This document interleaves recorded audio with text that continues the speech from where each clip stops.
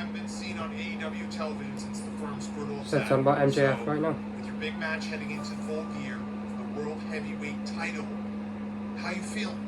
How am I feeling?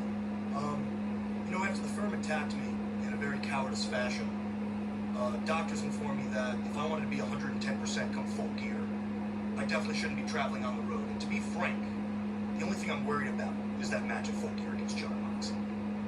See, this is the most important match in my entire life. But what I don't think wrestling fans understand is this is also possibly the most important match in the history of our sport. Well, I'm going to explain why. This could be the potential crowning of the next face of the next generation of professional wrestling. You see, every once in a while, every once in a blue moon, really, we see people that lead the charge of a generation bring professional wrestling to new heights.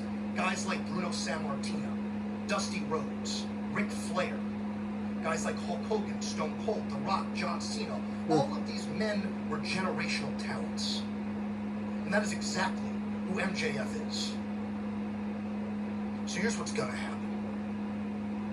All I have to do to etch my name into history is to have a long, fruitful world title reign. The only person that's getting in my way is John Moxley. Now, I'm not going to sit here, big cat.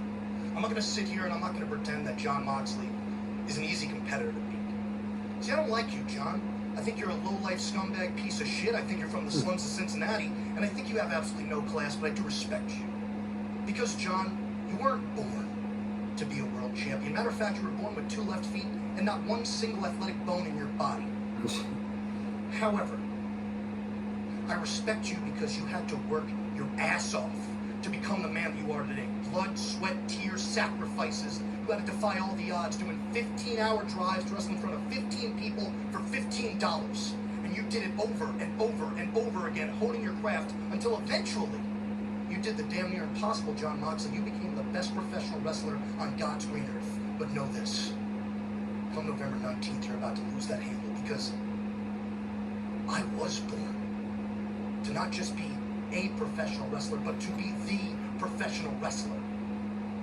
I'm the guy who can come on the #1 sports podcast in the world, pardon my take. I'm the guy who can do movies, TV shows, commercials, talk shows, and I can wave the flag of the AEW brand, and hell, I can wave the flag of professional wrestling and bring pro wrestling back to where it belongs as something that everyone is talking about. Every single wrestling fan, promoter, analyst, and pundit is fully aware that that throne is for the taking, and I'm the one who's going to take it. I'm so sick of waiting my turn. Ever since I entered AEW, I've had to get the spotlight stolen from me in my big moments. My first ever singles pay-per-view match, the spotlight was on a neck tattoo.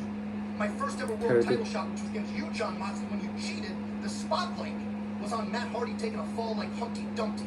The first ever blood and guts match. I'm standing on top of the cage with a crimson mask. I prevailed. That should have been my crowning moment. Instead, the spotlight was on Chris Jericho. Speaking of Chris Jericho, he stole the spotlight from me from a full calendar year. And then, on my big return, the spotlight was on a press conference. You'll know this, John. CM Punk. On November 19th at Full Gear in the tri-state area of Newark, New Jersey, in the Prudential Center. I am not waiting for the spotlight anymore. I am grabbing it, and you are going to have to take it out of my cold, dead hands, John. Your boy William Regal bet on the wrong horse. I don't need a Dynamite diamond ring to knock your lights out. Because come Full Gear, the devil gets his due. I think MJF will win the title, to be honest.